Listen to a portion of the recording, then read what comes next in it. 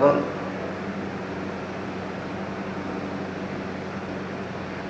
ये पैरा कित्थों सीखिया? हज़रत उमर ने ये पैरा देना कित्थों सीखिया? ये पैरा देना पहले बादशाह खलीफतुर रसूल अबू बकर सिद्दीक तो सीखिया। वो किवें कि एक दिन हज़रत उमर फारूक आज़म रज़ी अल्लाह तआला अन्हु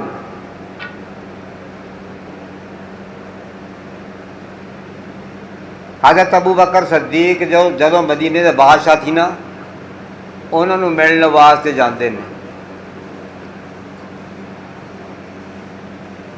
अबू बकर सिद्दीक अपने दफ्तर से उठ के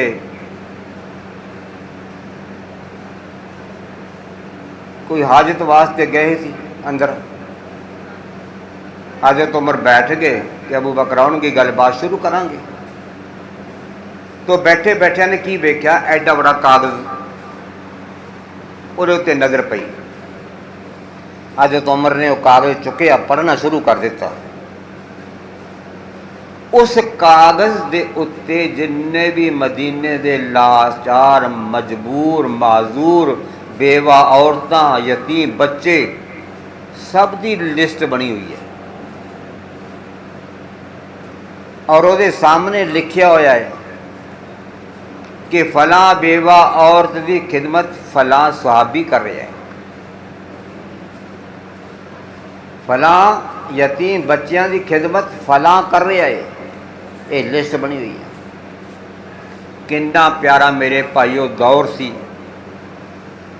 उस दौर के नौजवान ये कह के ड्यूटी लगवाते सी कि मैनू किसी की खिदमत करने का मौका दिता जाए। अज तो असी अपने माँ बाप की पानी का गिलास नहीं दे सकते, असी माँ बाप की खिदमत नहीं कर सकते।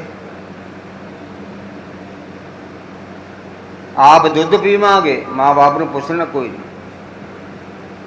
फिर याद रख, जेड़ा बंदा अपने माँ बाप को नहीं पूछता, अपने माँ बाप को सताउंदा, रब ने भी कह दिता मैं तेरी कोई इबादत कबूल नहीं करूँगा, चाहे दिन रात गोडे घसाई जा, हज ते हज करी जा, अल्लाह के रस्ते च वक्त लगाई जा, सब बेकार है अगर तेरे माँ बाप नाराज हैं।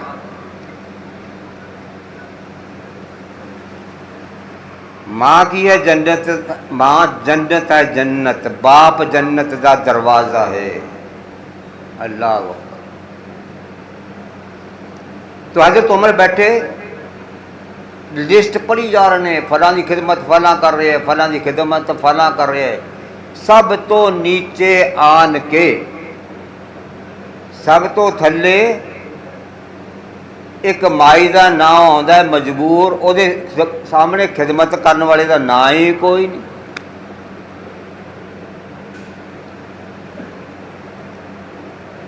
हज़रत उमर ने क्या यार इस बेचारी माई का खिदमत करने वाला कोई नहीं, चलो इस माई की खिदमत मैं करया करूँगा, रब नूं राज़ी करना है। वह माई का आटा पता हज़रत उमर ने नोट कर लिया कि फलां बाहर जगह खर्चिया रही है माई। इस माई को खिदमत करके, यदि खिदमत करके मैं रब नूं राज़ी करना है। दूसरे दिन हज़रत उमर फजर की नमाज पढ़ के उस माई के दरवाजे से गए, दरवाज़ा खटकाया, अंदरों आवाज़ आई, कौन? हज़रत उमर ने अपना नाम लेके तारफ कराया, मेरी अम्मा मैं आपकी खिदमत करने वास्ते आया।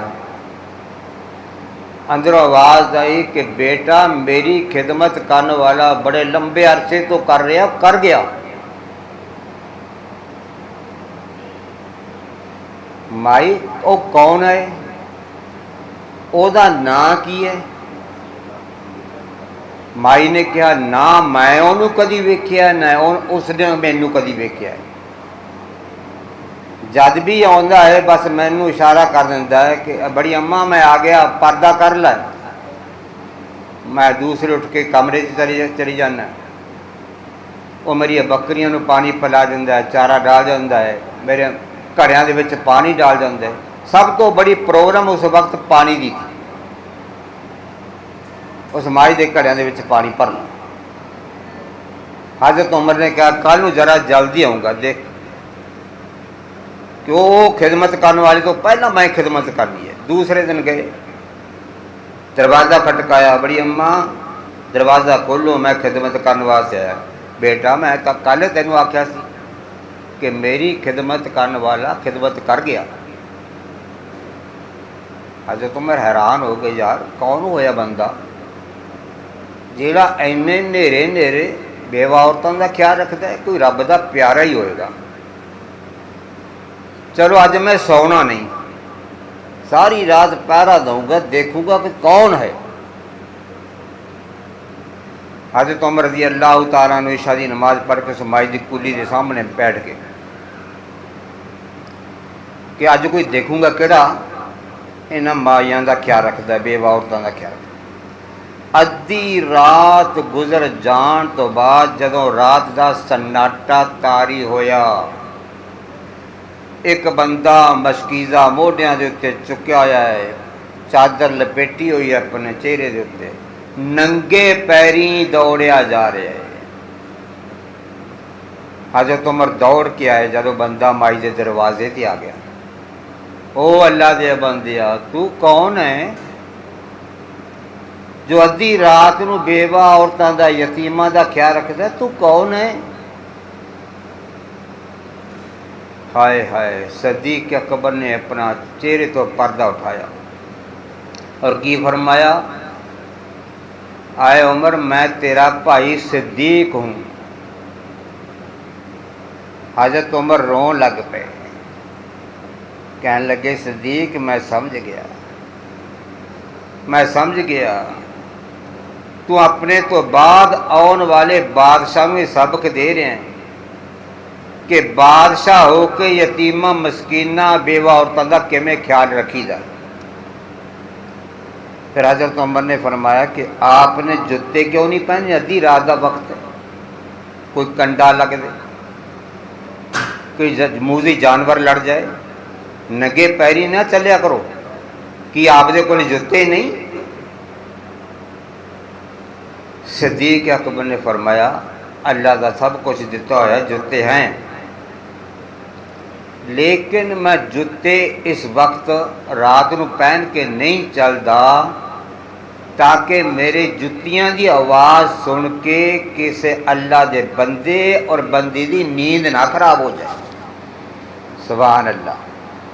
वो लोग इबादत भी करते सी, दूसरियां की नींद का ख्याल इस कदर रखते सी, दूसरियां की तकलीफ का ख्याल भी इस कदर रखते सी कि मेरे इस अमल तो, मेरी इस नेकी तो किसी को कोई तकलीफ ना पहुँचे। तो बहरहाल हज़रत उमर भी अपने दौरे खिलाफ के अंदर हुण पहरा देंदे ने। कोई दुखी कोई परेशान अपने गुलाम असलम नूं लैके मदीने बाहर निकले कि वेख्या सुबह के 4 बजे, जरा बात ध्यान देना सुन लो भाईओ, इस बात को दिल दिमाग दे विच जमा लो। जदों सुबह के 4 बजे हज़रत उमर वापस होने लगे, एक झोंपड़ी दे विचों आवाज़ आउंदी है, एक माँ अपनी धी नूं की आखदी है कि धीए अजकल अपनी गैं दुध घट देती है, दोजी ने पूरा मंगना, 2 गड़बियाँ पानी दियाँ पा दे, मसला पेट का है। हाय है, धी बड़ी नेक दानिशमंद सी। माँ की आखदी है दुध विच पानी पा दे, मसला पेट का है, रोटी का है। अज तो नहीं कोई दुध च पानी पाउंदा, दुध की दा बेचारा, हर चीज़ दे विच मिलावट है। धी ने जवाब दिता अपनी मां नूं, जरा सोचो, कहने लगी अम्मा 70 साल की तेरी उम्र होगी, कब्र ते तेरियां लत्तां पहुंचियां पईयां ने, ਹੁਣ ਤੇ ਬੇਈਮਾਨੀ ਕਰਨ ਤੋਂ ਬਾਅਦ ਆ ਜਾ, ਰੱਬ ਨੂੰ ਕੀ ਮੂੰਹ ਦਿਖਾਏਂਗੀ ਮਰ ਕੇ। ਮਾਂ ਆਖਦੀ ਹੈ ਬਸ ਬਸ, ਬਹੁਤੇ ਨਹੀਂ ਮਸਲੇ ਕਰੀਦੇ ਹੁੰਦੇ। ਇਹ ਜੱਗ ਮਿੱਠਾ ਅੱਗੇ ਕਿਹਨੇ ਡਿੱਠਾ। ਅਸੀਂ ਵੀ ਇਹੀ ਕਹਿੰਦੇ ਮੀਆਂ ਖਾਓ ਪੀਓ ਮਜ਼ੇ ਉਡਾਓ, ਸਭ ਕੁਛ ਕਰੀ ਜਾਓ, ਮੌਲਵੀ ਤਾਂ ਐਵੇਂ ਡਰਾਈ ਜਾਇਆ ਕਰਦੇ। ਮਾਂ ਵੀ ਕਹਿੰਦੀ ਹੈ ਧੀਏ ਬਸ ਇਹ ਜੱਗ ਮਿੱਠਾ ਅੱਗੇ ਕਿਹਨੇ ਦਿੱਤਾ। ਧੀ ਨੇ ਸਾਫ਼ ਜਵਾਬ ਦਿੱਤਾ ਕਿ ਮਾਂ ਸ਼ਰਮ ਕਰ, ਅਜੇ ਪਰਸੋਂ ਮਦੀਨਾ ਮੁਨੱਵਰਾ ਦੇ ਬਾਦਸ਼ਾਹ ਨੇ ਉਮਰ ਨੇ ਐਲਾਨ ਨਹੀਂ ਸੀ ਕਰਾਇਆ ਕਿ ਦੁੱਧ ਦੇ ਵਿੱਚ ਪਾਣੀ ਪਾਉਣ ਵਾਲੇ ਨੂੰ ਹਕੂਮਤ ਦੇ ਵੱਲੋਂ ਸਜ਼ਾ ਦਿੱਤੀ ਜਾਏਗੀ। ਮਾਈ ਫਿਰ ਬੋਲਦੀ ਹੈ ਤੂੰ ਚੁੱਪ ਕਰਕੇ ਪਾਣੀ ਪਾ ਦੇ, ਇੱਥੇ ਉਮਰ ਨੂੰ ਕੀ ਪਤਾ, ਅੱਧੀ ਰਾਤ ਦਾ ਵਕਤ ਹੈ, ਉਹ ਤਾਂ ਆਪਣੇ ਘਰ ਦੇ ਵਿੱਚ ਆਪਣੀ ਝੌਂਪੜੀ ਦੇ ਵਿੱਚ ਆਰਾਮ ਦੀ ਨੀਂਦਰ ਸੁੱਤਾ ਪਿਆ ਹੋਵੇਗਾ। ਧੀ ਨੇ ਕੀ ਕਿਹਾ ਮਾਂ ਸ਼ਰਮ ਕਰ, ਅਗਰ ਉਮਰ ਨਹੀਂ ਵੇਖਦਾ ਤੇਰਾ ਪੈਦਾ ਕਰਨ ਵਾਲਾ ਤੇ ਦੇਖਦਾ ਹੈ। ਅੱਜ ਤੋਂ ਉਮਰ ਬਾਹਰ ਖੜੇ ਮਾਂ ਔਰ ਬੇਟੀ ਦੀ ਇਸ ਬਾਤ ਨੂੰ ਸੁਣ ਰਹੇ ਨੇ। ਜਦ ਧੀ ਨੇ ਜਵਾਬ ਦਿੱਤਾ ਅੰਮਾ ਸ਼ਰਮ ਕਰ, ਤੂੰ ਉਮਰ ਨਹੀਂ ਵੇਖਦਾ ਤੇਰਾ ਖੁਦਾ ਤੇ ਵੇਖਦਾ ਏ। ਹਜ਼ਰਤ ਉਮਰ ਆਪਣੀ ਦਾੜੀ ਪਕੜ ਕੇ ਰੋਣ ਲੱਗ ਪਏ ਔਰ ਰੋ ਕੇ ਅੱਲਾ ਨੂੰ ਕੀ ਆਖਿਆ, ਆਸਮਾਨ ਵਾਲਿਆ ਐਦਾਂ ਦੀ ਇੱਕ ਨੇਕ ਬੱਚੀ ਮੈਨੂੰ ਦੇ ਦੇ, ਐਦਾਂ ਦੀ ਦਾਨਸ਼ਮੰਦ ਬੱਚੀ ਇੱਕ ਮੈਨੂੰ ਦੇ ਦੇ। ਝੌਂਪੜੀ ਤੇ ਨਿਸ਼ਾਨ ਲਾ ਗਏ ਕਿ ਸੁਬਾਹ ਨੂੰ ਲੱਭਣ ਦੇ ਵਿੱਚ ਦੁਸ਼ਵਾਰੀ ਨਾ ਆਏ। ਸੁਬਾਹ ਨੂੰ ਫਜਰ ਦੀ ਨਮਾਜ਼ ਇਸ਼ਰਾਕ ਪੜ੍ਹ ਕੇ ਆਏ, ਝੌਂਪੜੀ ਦਾ ਦਰਵਾਜ਼ਾ ਖਟਕਾਇਆ। ਮਾਈ ਨੇ ਜਦ ਦਰਵਾਜ਼ਾ ਖੋਲ੍ਹਿਆ ਸਾਹਮਣੇ 22 ਲੱਖ ਮੁਰੱਬਾ ਮੀਲ ਦਾ ਬਾਦਸ਼ਾਹ। ਮਾਈ ਨੇ ਆਖਿਆ ਉਮਰ ਕਿਵੇਂ ਆਇਓ, ਅੱਜ ਕਿਵੇਂ ਗਰੀਬ ਖਾਨੇ ਦੇ ਵਿੱਚ ਕਦਮ ਵਿੱਚ ਪਾ ਲਏ। ਹਜ਼ਰਤ ਉਮਰ ਨੇ ਨਜ਼ਰਾਂ ਨੀਵੀਆਂ ਕਰ ਲਈਆਂ। ਫਰਮਾਇਆ ਮੇਰੀ ਭੈਣ ਮੈਂ ਤਾਂ ਇੱਕ ਬੱਚੀ ਦੀ ਜ਼ਿਆਰਤ ਕਰਨ ਵਾਸਤੇ ਆਇਆ। ਮਾਈ ਨੇ ਕਿਹਾ ਬੱਚੀ ਦੀ ਜ਼ਿਆਰਤ, ਕਿਹੜੀ ਬੱਚੀ। ਫਰਮਾਇਆ ਜਿਹੜੀ ਰਾਤ ਤੈਨੂੰ ਦੁੱਧ ਦੇ ਵਿੱਚ ਪਾਣੀ ਪਾਉਣ ਤੋਂ ਰੋਕਦੀ ਸੀ, ਮੈਨੂੰ ਉਹ ਬੱਚੀ ਦਿਖਾ ਦੇ, ਉਹਦੀ ਜ਼ਿਆਰਤ ਕਰਾ ਦੇ। ਮਾਈ ਦਾ ਥਰ ਥਰ ਕੰਬੇ, ਉਮਰ ਮੈਨੂੰ ਮਾਫੀ ਦੇ ਦੇ, ਮੈਨੂੰ ਮਾਫ ਕਰ ਦੇ, ਮੈਨੂੰ ਕੀ ਪਤਾ ਸੀ ਕਿ ਤੂੰ ਰਾਤ ਨੂੰ ਬਾਹਰ ਖੜਾ ਮਾਂ ਔਰ ਬੇਟੀ ਦੀ ਬਾਤ ਸੁਣ ਰਹੇ। आपने फरमाया जा मैं तेनू उस बच्ची के सदके माफ़ किया, मैनू बेटी तो दिखा दे केड़ी सी। माँ ने अपनी बेटी को आवाज़ मारी, बच्ची जब बाहर निकल के आई दरवाजे से आई, हज़रत उमर ने वेख्या जवान बच्ची है, ਉਹਦੇ सर के उत्ते मुहब्बत शफकत वाला हाथ रख के अमीर उल मोमिनीन उमर ने की फरमाया कि धीए जेरा रात एक लफ्ज़ तेरी मां नूं तू बोलिया सी वो एक दफ़ा होर बोल दे ताकि मेरा ईमान ताज़ा हो जाए। बच्ची समझ गई, फौरन बच्ची ने कह दिता मां अगर उमर नहीं वेखदा तेरा खुदा ते वेखदा। हज़रत उमर रो पे, बहुत रोए और उस तो बाद की फरमाया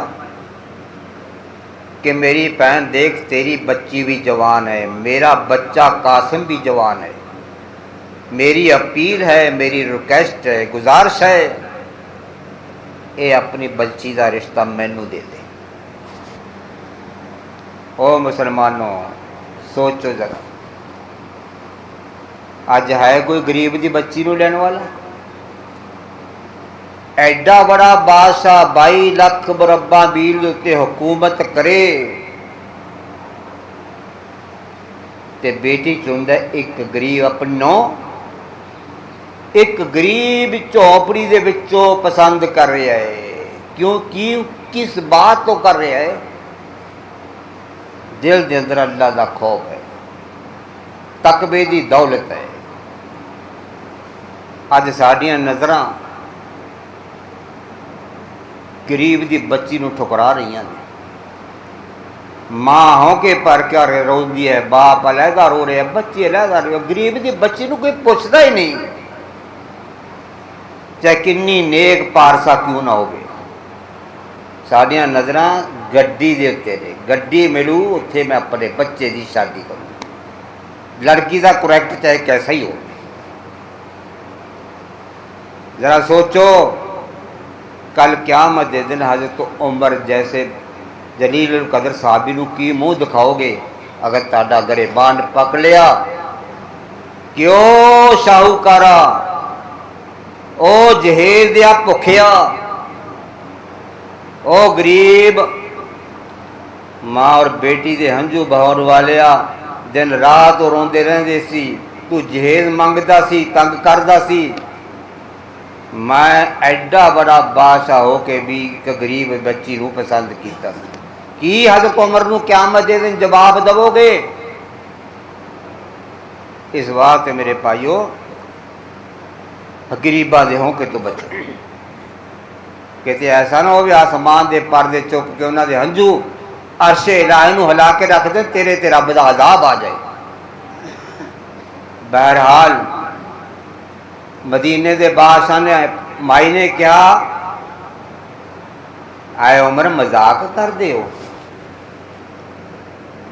अरे बादशाह लोग अपने शहजादियां की शादी शहजादियां दे नाल करते हैं, आप मैनू मजाक कर दियो? मेरी झोंपड़ी दे विच तक कख भी नहीं, मैं तुहानू की दे सकदी हां, तुसीं ते बादशाह हो। इत्थे देखो हज़रत उमर ने की फरमाया कि मेरी भैन ये ना कह के मेरी झोंपड़ी दे विच कख नहीं, मैनू पुछ जेड़ी दौलत तेरी बच्ची दे सीने दे अंदर है, ओ दौलत मैनू पूरे मदीने के सेठा के घर दे विचों नहीं मिल सकती। माई ने कहा मैनू मंजूर है। आप अपने बेटे को लैके आए, निकाह पढ़ाया, घर लै गए। आपने सारी उम्र उसनों अपनी बेटी बना के रखे और उसमें एक लफ्ज़ बोल रखा थी, कहती है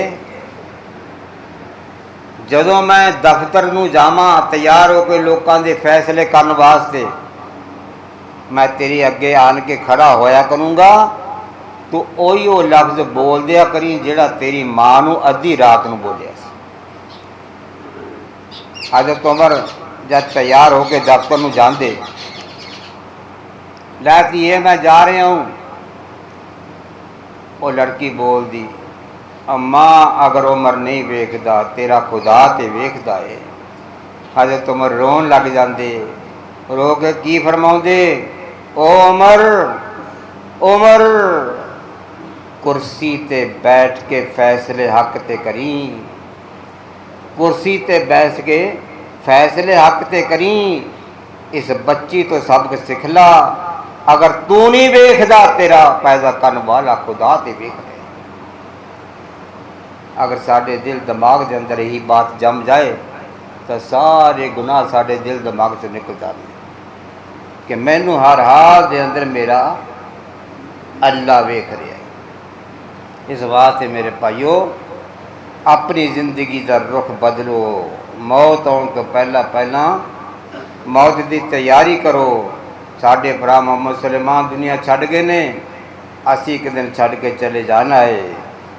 छड्डन तो पहला तैयारी कर लो। तैयारी की है बस, जिंदगी का रुख बदलो, गुनाह तो बचो, नमाज की पाबंदी करो और अल्लाह के रसूल की मानदे हुए दूजा काम की करना, माँ बाप की सेवा, माँ बाप की खिदमत। किसी माँ भैन उबरी नज़र के नाल नहीं वेखना, चोरी नहीं करनी, घट नहीं तोलना, कुंडी नहीं मारनी, घट नहीं नापना। क्यों? वो वेख रहा, पैदा करने वाला तेरा खुदा ते वेख रहा। एक छोटा जिहा वाक़या सुना के बैग दुआ कराउना। मलिक शाह एक बादशाह गुजरे, नेक बादशाह सी। अपने वजीर नूं कहण लगे भी वजीर साहब कल दिल चाहुंदा है जंगल दे विच चलीए शिकार करन वास्ते। वजीर साहब ने कहा बहुत अच्छा। दूसरे दिन जंगल दे विच पहुँच गए और जंगल दे विच पहुँचे की वेखदे ने कि दोपहर तक कोई शिकार ही नहीं आया। कुछ फौजी नाल ने, कुछ सिपाही नाल ने, कोई होणगे 10-15 बंदे। जदों शिकार कोई नहीं आया तो पेट दियां नाड़ियां कुलू अल्लाह शरीफ पढ़दियां ने, भुख लग पई। बादशाह सोचदा है कि भी बास्ते बड़ा अजीब दिन चढ़िया, भुखे ही मर गए, शिकार कोई नहीं आ रहा है। अचानक एक मोटी डाढ़ी बकरी चली आउंदी सामने। इन्होंने की किया, बकरी फड़ी जबा करके खा गए। लेकिन याद रखो वो बकरी जो थी ना, एक बेवा रंडी औरत की बकरी सी। उस माई को पता चलिया कि बादशाह ने मेरी बकरी हजम कर ली। उसने पुलिस वाले को कहा कि तुसी मेरा कि गरीब के उत्ते बड़ा जुल्म किया है, मेरी बकरी दे दियो या उसकी कीमत दे दियो। कहने लगा चुप कर माई, सब्र करके बह जा। माई का दिल टुट गया कि मैं तो मारी गई। शाम को अचानक उधर वजीर साहब निकले। माई ने कहा इनू कह के देख लै।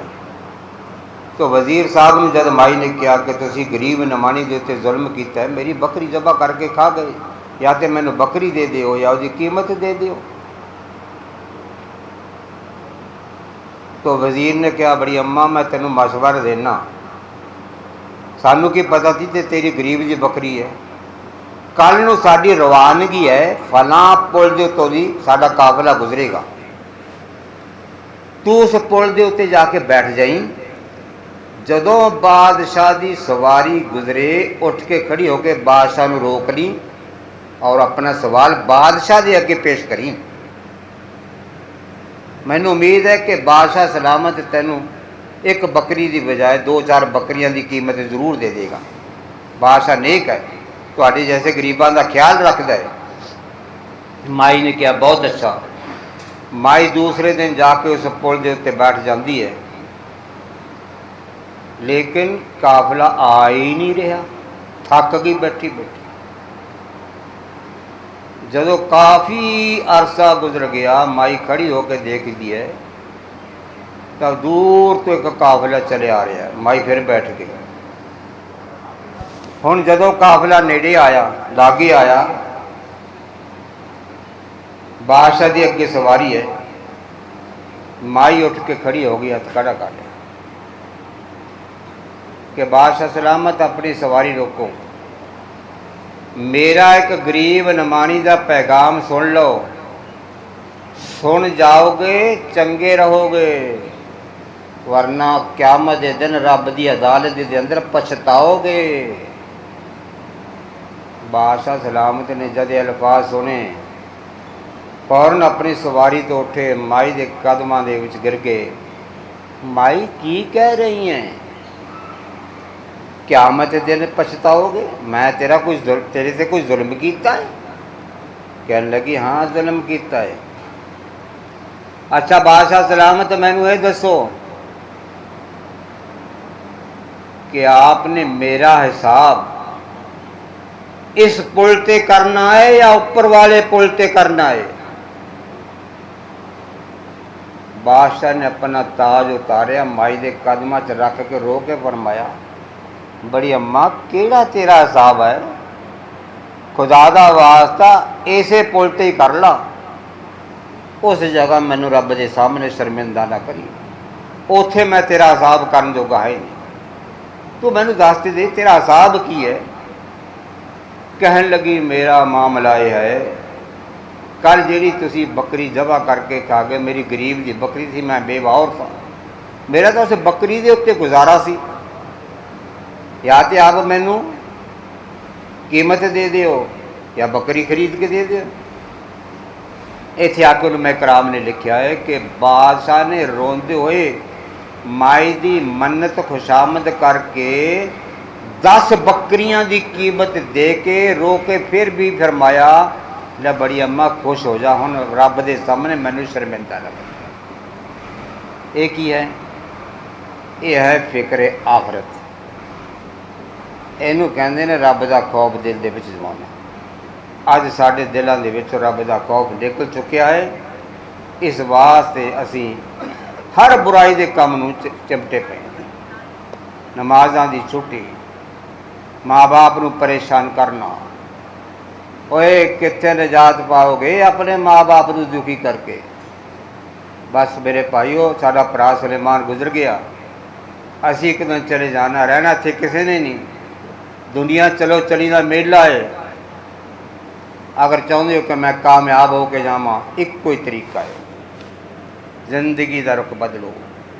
अल जिन्हें सानू पैदा किया उसकी बन के चलो, माँ बाप की खिदमत करो, जिन्नी भी रब की मखलूक है सब का भला करो, सब का भला करो, चाहे कुत्ता ही क्यों ना हो, चाहे कुत्ता क्यों ना हो। हाय है वो बड़ा करीम है, बड़ा रहीम है। बाद दे क़यामत दे दिन बड़िया बड़िया साड़ियाँ नेकियां नूं भी रद्द करके रख दिंदा है। जदों बख्शण ते आउंदा छोटे जे अमल तो बख्श दिंदा है। छोटी जी नेकी उन्होंने पसंद आ जाती है। फैशा बदकार औरत जनाकारी जी करया करती थी, चली है बदकारी दे वास्ते।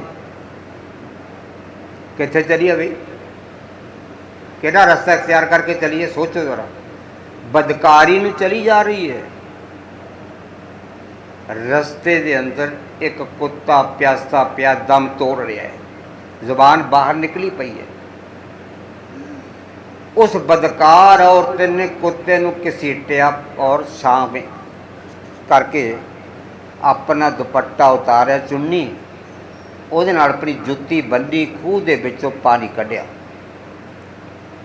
कुत्ते ਦੇ ਮੂੰਹ ਦੇ ਵਿੱਚ पाया, फिर ਕੱਢਿਆ।